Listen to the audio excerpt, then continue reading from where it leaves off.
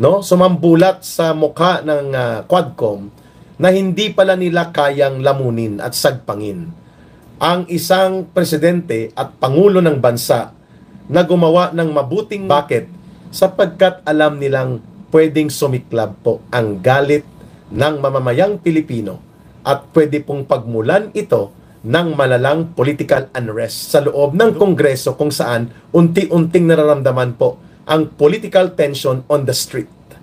So, nakita natin kung sino ang nag-blink, sinong kumurap. So, wala pong karapatan si Trillanes na mag-demand ng bank secrecy waiver si Pangulong Duterte sapagkat siya ang nag-aakusa na may pumasok ng mga bilyones na pondo na kanyang binuo sa kanyang imahinasyon.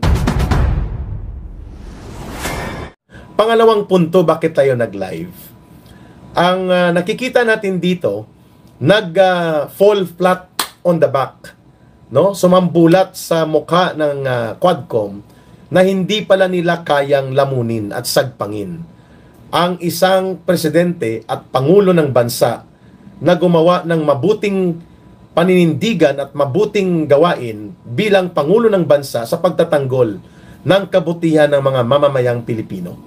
At sila ang tumiklop. They were not able to cite in contempt Tatay Digong Duterte. Bakit? Sapagkat alam nilang pwedeng sumiklab po ang galit ng mamamayang Pilipino at pwede pong pagmulan ito ng malalang political unrest doon sa loob ng Kongreso kung saan unti-unting nararamdaman po ang political tension on the street. So, nakita natin kung sino ang nag-blink, sinong kumurap. Kumurap ang Senado. Kumurap ang Quadcom because they know fully well na kapag inipit at binalahura nila at binarumbado na ipasight in contempt si former President Duterte doon sa loob ng Kamara de Representante sa pamamagitan ng kanilang Tuwadcom hearing na yon, ay lalo nilang paglalagablabin at pag-aalabin ang galit ng mga mamamayan sa isang nabubulok na institusyon which is the House of Representatives na ang kanyang simbolo ay ang isang bulok na pamamahala ni Martin Romualdez. Ayon, hindi nila nagamit si Trillanes para patiklopin si Pangulong Duterte. Ito lang po masasabi natin kay Trillanes Kung sino ang nag-aakusa, siya po ang may tungkulin at obligasyon na mag-produce ng ebidensya. So wala pong karapatan si Trillanes na mag-demand ng bank secrecy waiver si Pangulong Duterte sapagkat siya ang nag-aakusa na may pumasok ng mga bilyones na pondo na kanyang binuo sa kanyang imahinasyon the way he directed and made the script ng Bicoy drug show niya na binulabog at binulgar ni Bicoy na siya pala ang pasimuno. The way he wanted it to be, palalabasin niya na mag-fishing expedition siya doon at ituturo niya si Pangulong Duterte. Ang sagot ni Pangulong Duterte, sige, pagbibigyan kita ng hinihingi mong waiver o bank secrecy deposit, pero sasampalin kita in public dito ngayon. Dito. Doon na nagka-tensyon at nagkasagutan. Kung ako man din kay Pangulong Duterte, yun ang gagawin ko. At i-challenge siya ni Pangulong Duterte. Inulit-ulit mo yan, subalit wala siyang masubstantiate kundi sinasabi niya mga bank records. Dapat kumuha si Trillanes ng authenticated bank declaration para ipakita niya na may mga naturang transaksyon. Napakadali po gumawa ng ganong aligasyon sapagkat alam niya na ang bank secrecy law ang siyang papayong sa kanya. Sasabihin niya, hindi kasi nila pwedeng i-disclose kasi may bank secrecy law at ayaw mag-waive ng account holder na si Rodrigo Duterte. Palusot yun ni Trillanes. Ang tawag sa ginawa niya ay entrapment by fishing expedition. Pero hindi po nangyari na na-entrap si Pangulong Duterte. Siya po ang nabulaga sapagkat hindi pinatulan ng taong bayan ang kanyang gimmick na ala Bicoy drug scripted operations na sumambulat sa kanya, sa kanyang pagmumuka na wala pala siyang ebidensya. Pang-apat, si Pangulong Duterte ay nag-iisang nagsasabi na handa siyang magpa-lifestyle check mula noong pumasok siya sa politika at kahit nang naging pangulo siya ng bansa. Why would you even dare to require and compel him, si Pangulong Duterte, na mag bank secrecy law, lifestyle check mo na siya. Sapagkat there was even a real story told to me directly by persons who were knowledgeable of this. Nung kami na sa National Task Force to End Local Communist Armed Conflict, na inopera nito si Pangulong Duterte, one instance lang ito ng mahigit 3 bilyon na pesos doon sa Davao ng isang smuggler o mandaraya sa tax payment na napakalaking cigarette corporation, Tobacco and Cigarette Corporation. Hindi ko na babanggitin. Iba pa yung kay Lusutan na siningil din siya doon sa kanyang mga tax delinquency sa paggamit nila ng NAIA Terminal 3 sa airport natin. Ang utang nitong or tax delinquency nitong mandaraya sa buwis na napakalaking bilyonaryo na negosyante ng sigarilyo, umaabot ng mga humigit kumulang mga 15 billion pesos. Mula pa sa panahon ni GMA yata hanggang kay Pinoy, hindi makasingil ang gobyerno. Pero sa panahon ni Pangulong Duterte, ay siningil po siya at pinabayad siya ni Pangulong Duterte ng at least man lang kalahati or 8 billion as settlement sa Bureau of Internal Revenue. Gusto niya magpalusot.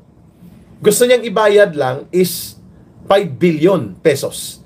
Ang 3 billion, ibabribe niya kay Pangulong Duterte. Ang 2 billion, payagan siya mag-settlement. So, libre na siya sa mga mahigit 10 billion, hindi niya babayaran. Akala niya makakalusot siya kay Pangulong Duterte. Ayun. Doon siya binigwasan ni Pangulong Duterte. Ang sabi ni Pangulong Duterte sa kanya nang pumunta siya doon, ang kanilang representante, ibalik nyo yung 3 billion na yan at sisipain ko ang nagdala niyan at siguraduhin yung hindi na yan babalik dito pero sa Lunes mismo, kasi I think that was Saturday, nang inariglo na makipagkita sila sa Davao. Siguruhin nyo sa Lunes mismo, first hour on Monday, you pay 8 billion to BIR at ipakita nyo yung resibo sa akin. So hindi nga niya pinatulan yun. Wala nakakaalam nun.